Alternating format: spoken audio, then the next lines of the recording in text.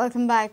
E-auctioning of the extracted ore lying at the jetties is likely to begin by the end of January. Supreme Court appointed e-monitoring committee held a meeting with the state government officials on Friday. Sources say committee has in principle decided to go ahead with the e-auctioning of the extracted ore. The committee is also not opposed to the ore export as the Goan ore is not fit for domestic consumption. Supreme Court appointed e-monitoring committee held meeting with the Mines Department officials, Captain of Ports, Custom officers and Mormugao Port Trust officers. They discussed various modalities for the e-auctioning of the extracted iron ore. MPT has requested e-monitoring committee to start e-auctioning of the extracted ore as early as possible. Nearly 1.92 million tons of extracted ore is lying at the MPT.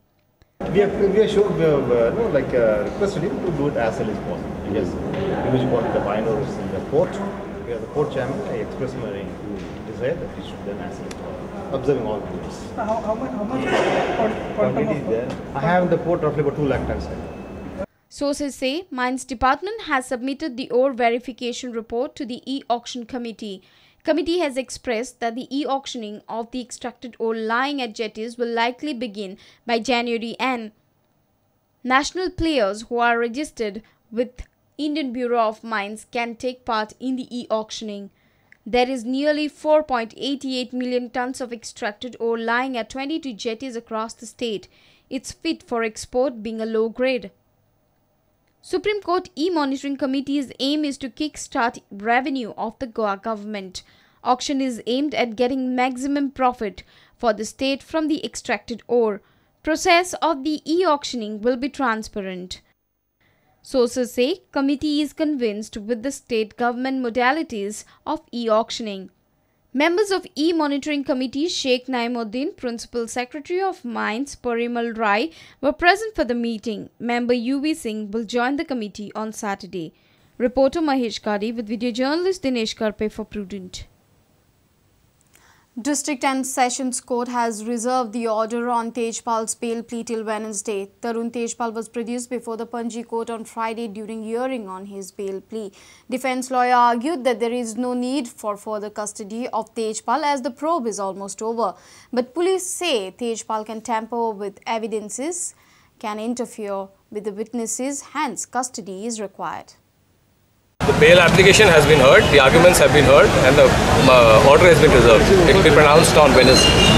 And sir, what were the defense main arguments about? Oh, the arguments were, a lot of arguments, I can't wait for the order. I think you must have heard it. The main contention of the defense for bail. Why should the bail be? We had a number of considerations that he is not required any further for custody. And so it's a case where he should be granted bail. There were a number of parameters. And so one thing, why did the defense ask for order is reserved, wait for Wednesday, let's see what in-camera hearing. Why did the defense ask for in-camera hearing? District Sessions Court has reserved order on Tejpal's bail plea for coming Wednesday. However, the defense lawyer refused to divulge details as the hearing was in camera. Tejpal will have to spend more nights in Sada sub-jail till Wednesday. Tejpal is behind bars for more than a month under the charge of raping a lady journalist in his organization. As per the say of police, Tejpal is highly influential and can tamper with evidences. Secondly, Tejpal can interfere with the witnesses. Tejpal was arrested by Goa Crime Branch on November 30th and is presently lodged in Sada jail at Vasco under judicial custody. Senior reporter Lokik Shilkar for Prudent.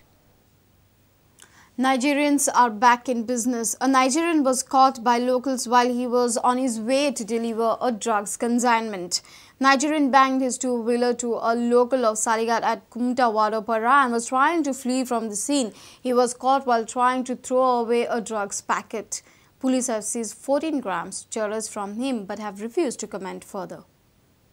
At around 12 noon on Friday, a Nigerian banged his two-wheeler to a local from Saligaon. Soon public gathered at the spot. He tried to flee from the scene and tried to dispose of the drugs. He threw away the packet but was caught. Incident occurred at Kumta-Wadopara. Nigerian was on his way to deliver 14 grams of charas worth 1,400 rupees. Quantity may be small, but what is important is Nigerians are still carrying on drug business in coastal belt. Injured local from Saligaon, George Remedios, and the Nigerian both were taken for medical examination. PI Mapsa Tushar Vernikar refused to speak out more details. For further detail, you can contact PR.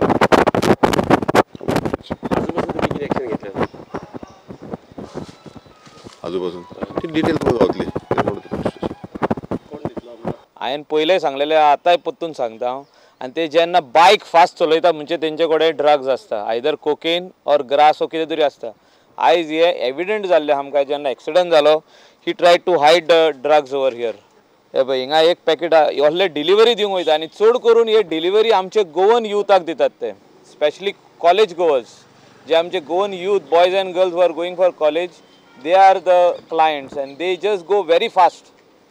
तेंचे accident चालूच आसता.